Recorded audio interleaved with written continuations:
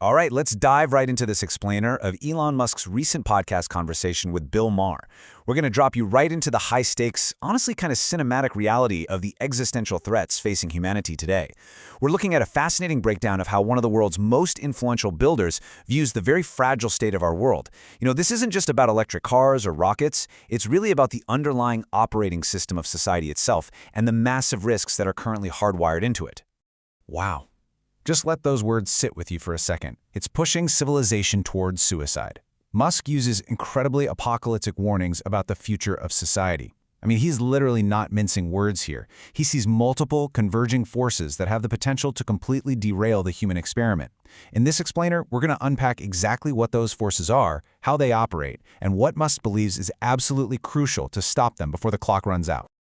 Okay, let's kick things off with Section 1, Dealing the Cards of History. So, in this podcast conversation, Maher brings up this super compelling premise that while historians, they usually focus on kings, queens, and politicians, it's actually the tech leaders who truly deal the cards of human history. They hand out the tools, and the rest of humanity just plays the hand. And Musk, he completely agrees. He views the internet as this massive, unprecedented evolutionary step. Think about it. During the historical era, information basically spread by osmosis. It was slow, moving from person to person like a rumor in a tiny village. But in the internet era, Musk says humanity has essentially grown a collective nervous system. For the very first time, any part of the human race has instant access to the information held by the entire human race. It's like a biological level upgrade for our species. To really anchor this abstract idea, Musk gives us this wild real-world example. Picture a single person sitting in the middle of the Amazon jungle today. If they have a Starlink terminal, they literally have more raw information at their fingertips than the President of the United States had during the Cold War in 1980. Let that sink in. The sheer scale at which connectivity has democratized information is just breathtaking. The deck has been dealt, and humanity has drawn an incredibly powerful hand. But here's where the story takes a much darker turn. What happens when that brilliantly connected global nervous system catches a virus? What happens when the information flowing through it actually starts working against the survival of the host? Moving on to Section 2, the woke mind virus.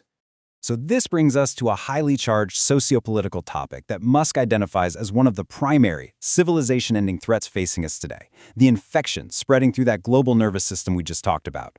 Musk defines this woke mind virus as an ideological phenomenon that he sees as fundamentally anti-meritocratic. He argues that it directly leads to the suppression of free speech, creating this environment where even just the act of questioning certain narratives is heavily penalized. He ties this really closely to cancel culture, which, by the way, he notes he gets targeted by from both the left and the right on a weekly basis. And to illustrate how he believes this indoctrination is taking root, Musk shares a really specific anecdote. He talks about a friend whose high school daughters in the Bay Area were asked what they knew about George Washington. Their only response? He was a slave owner. Now, while entirely acknowledging the horrific reality of slavery, Musk argues that reducing a monumental historical figure solely to that single flaw is a really dangerous form of historical reductionism. He views this unchecked ideological filtering in schools as a huge symptom of the virus taking hold. So the absolutely crucial takeaway here is Musk's firm stance that free speech must be absolute, protecting even the most detestable views. He reminds us, the U.S. First Amendment exists precisely because the founders were actively fleeing draconian speech laws. Actually, if you look at peer nations today, speech is still heavily restricted. In England, libel is notoriously easy to prove. In France, abhorrent speech, like Holocaust denial, which Musk expressly condemns, by the way, can literally land you in jail. Musk warns that we've got to protect the speech we hate because censorship inevitably always turns its sights on the very people who originally advocated for it. Which naturally leads us to Section 3, the digital town square. 130 million. That is the number of user hours spent on Twitter every single day. Musk highlights this massive metric to really emphasize the platform's completely unparalleled influence on current events. It's an ecosystem packed with heavy readers, decision-makers, and cultural influencers. If the internet is our nervous system, Twitter is a massive, pulsing cluster of neurons. Now, Musk explains that making one of the most controversial and incredibly expensive tech acquisitions in history wasn't just some easy way to make a buck. His goals were deeply ideological. He wanted to secure a digital town square where a huge range of diverse viewpoints could actually be expressed. To pull this off, he practically lived in the company's library to stabilize the business. He orchestrated the release of the Twitter files to expose what he viewed as unconstitutional government-driven censorship, and the whole shebang was ultimately aimed at restoring both the reality and the public perception of trust on the platform. But let's zoom out from social media for a second, because there is a much darker, much more profound shadow looming on the horizon. Mar poses this totally movie villain question to Musk. If you make things that are way smarter than you, why wouldn't they become your overlords? It's a terrifying, cinematic concept that suddenly turns science fiction into our immediate reality. Let's dive into Section 4, the artificial intelligence threat.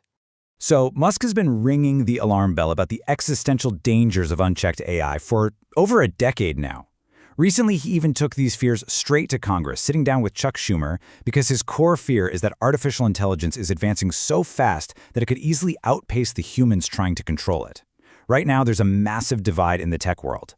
On one side, you have the tech optimists, like Ray Kurzweil, who predicts we'll hit artificial superintelligence by 2029. Kurzweil isn't worried at all. He actively wants this, seeing AI as the only mathematical path to human immortality. But on the flip side, you have the existential realists, Musk along with titans like Bill Gates and the late Stephen Hawking.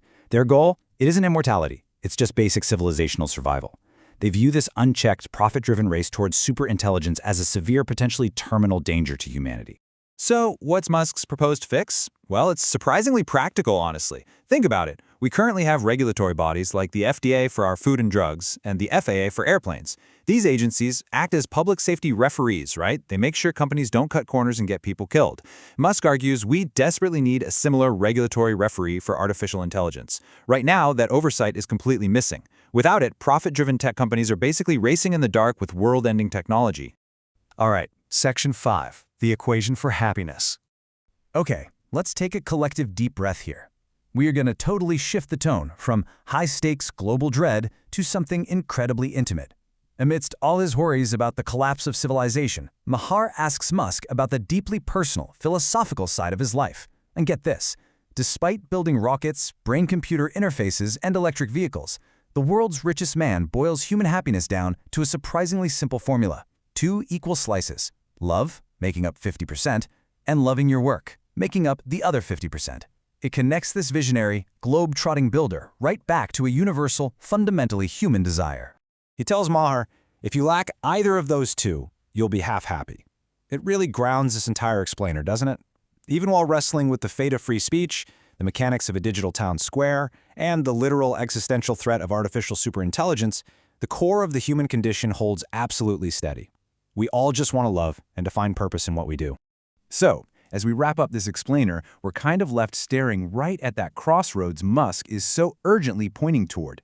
As technology deals the ultimate cards of history, are we building a brilliant, democratized collective nervous system that's going to elevate humanity to the stars? Or, in our unchecked race for progress, are we simply engineering our own replacements? It's a huge question we all need to be asking before the system answers it for us.